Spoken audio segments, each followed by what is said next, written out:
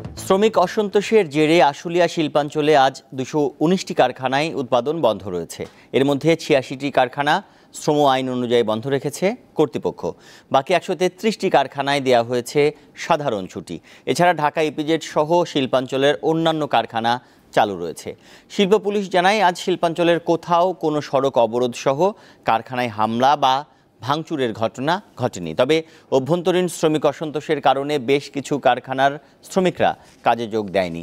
শিল্পাঞ্চলে যে কোনো ধরনের অপ্রীতিকর ঘটনা এড়াতে কারখানাগুলোর সামনে মোতায়েন করা হয়েছে অতিরিক্ত পুলিশ সদস্য। এছাড়া শিল্পাঞ্চলে যৌথ বাহিনীর টহল অব্যাহত রয়েছে। দর্শক, এ বিষয়ে আমরা বিস্তারিত জানবো। আমাদের সহকর্মী এম এ হালিম রয়েছেন, তিনি আমাদের সাথে যুক্ত হবেন।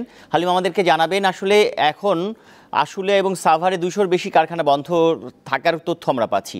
এসব প্রতিষ্ঠানের শ্রমিকদের দাবি আসলে কি?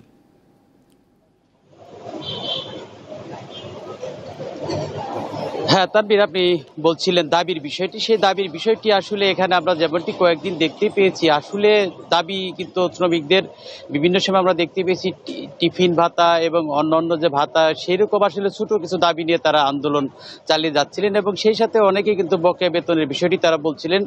এই বিভিন্ন কারণে কিন্তু আমরা দেখতে পেয়েছি এই আশুলিয়া এবং সাভারে কিন্তু বিগত কয়েকদিন যাবত যে এই কারখানা বন্ধ এবং উদ্ভট পরিস্থিতি সেগুলো চলছে। সেই হিসেবে কিন্তু শিল্প পুলিশ তাদের কার্যক্রম চালিয়ে যাচ্ছে এবং সেই সাথে যৌথ বাহিনী কিন্তু টহল দিয়ে যাচ্ছে যাতে কোনো অপ্রীতিকর ঘটনা ঘটে না। সেই হিসেবে আমরা সকালবেলা কিন্তু আজকে দেখতে পেয়েছি এই আশুলিয়াতে মূলত কিন্তু এই সমস্যাটি বেশি হচ্ছে। সেখানে কিন্তু সেই আপনি যেমনটি বলছিলেন সংবাদে, যেটি ৮৬টি কারখানা, যেটি ১৩-১ ধারা যেখানে বন্ধ করা হয়েছে, সেখানে হচ্ছে নো ওয়ার্ক নো পেমেন্ট, এবং বাকি যে সাধারণ ছুটি ১৩৩টি কারখানা সেটি দেওয়া হয়েছে। তো আমি শিল্প পুলিশের সাথে সকালবেলা আমি কথা বলেছিলাম এই বিষয়টি নিয়ে। তারা যেমনটি বলছে, আসলে এই কারখানাগুলো বন্ধ থাকার কারণে কিন্তু তারা এখানে অতিরিক্ত যে টহল সেগুলো দিচ্ছে এবং এখানে কিন্তু এই আশুলিয়াতে এখন পর্যন্ত কোনো আন্দোলন বা এখানে কোনো সড়ক অবরোধ এখন পর্যন্ত তারা দেখতে পায়নি। এবং সেই সাথে তারা এই বিভিন্ন সময় যে বলছেন যে মালিকদের সাথে আসলে শ্রমিকদের যে ভিতরে অভ্যন্তরীণ কিছু সমস্যা আছে, সেই সমস্যাটি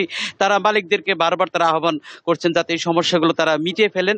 আরেকটি বিষয় আপনাকে বলি, এই উদ্ভট পরিস্থিতির কারণে কিন্তু গতকালকে কিন্তু এই আশুলিয়ার নরসিংহপুর একটি এলাকা, সেখানে কিন্তু বিকালবেলা শ্রমিক সমাবেশ হয়েছিল। সেখানে কিন্তু বিজেপির সভাপতি যিনি এবং সেই সাথে হামিম গ্রুপ, একটি নামকরা গ্রুপ, সেখানে যিনি এমডি তিনি ছিলেন এবং এখানের স্থানীয় যে বিএনপির সাবেক সাংসদ তিনিও ছিলেন। সব মিলে কিন্তু তারা কালকে এই শ্রমিকদের বিভিন্ন কারখানায় আসার আহ্বান জানিয়েছিলেন। কিন্তু আজ সকালবেলা কিন্তু আমরা দেখতে পেয়েছি যে কিছু কিছু কারখানা খোলা হলে কিন্তু গতকালকের তুলনায় কিন্তু আজকে সেই সংখ্যা অনেকটি বেশি এবং কারখানাগুলোতে কিন্তু আমরা শ্রমিকরা দেখতে পেন এবং বিভিন্ন কারখানার মূল ফটকে সেখানে কিন্তু আমরা দেখতে পেয়েছি যে কারখানা বন্ধের যে নোটিশটি, সেই নোটিশটি কিন্তু টানিয়ে দেওয়া হয়েছে এবং সেই নোটিশটি দেখার পর থেকে কিন্তু যারা শ্রমিক রয়েছে তারা কিন্তু এই কারখানার এই নোটিশ দেখে অনেকেই তারা ফিরে গিয়েছে এবং অনেক কারখানায় আমি দেখতে পেয়েছি যেখানে যেখানে সচল রয়েছে সেখানে কিন্তু আইন শৃঙ্খলা বাহিনীর সদস্যরা রয়েছে এবং আমরা কয়েকজন শ্রমিকের সাথে কথা বলছিলাম। তারা আসলে অনেকেই তারা কাজ করতে চায়। তারা সকালবেলা আমি একটি কারখানার সামনে গিয়েছিলাম, সেখানে সবেতনও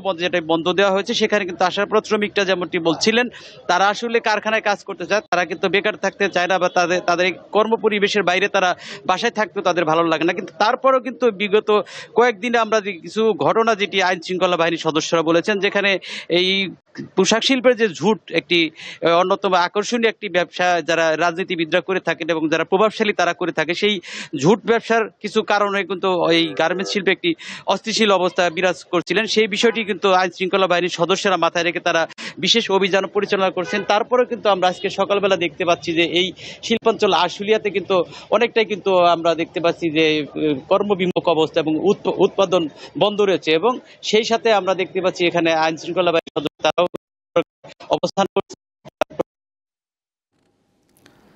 না ঘটে। তো এই ছিল আমার কাছ থেকে শিল্পাঞ্চল আশুলিয়ার সর্বশেষ। তানভীর। আসলে থেকে আমাদের সহকর্মী এম এ হালিম জানাচ্ছিলেন শ্রমিক অসন্তোষের কথা।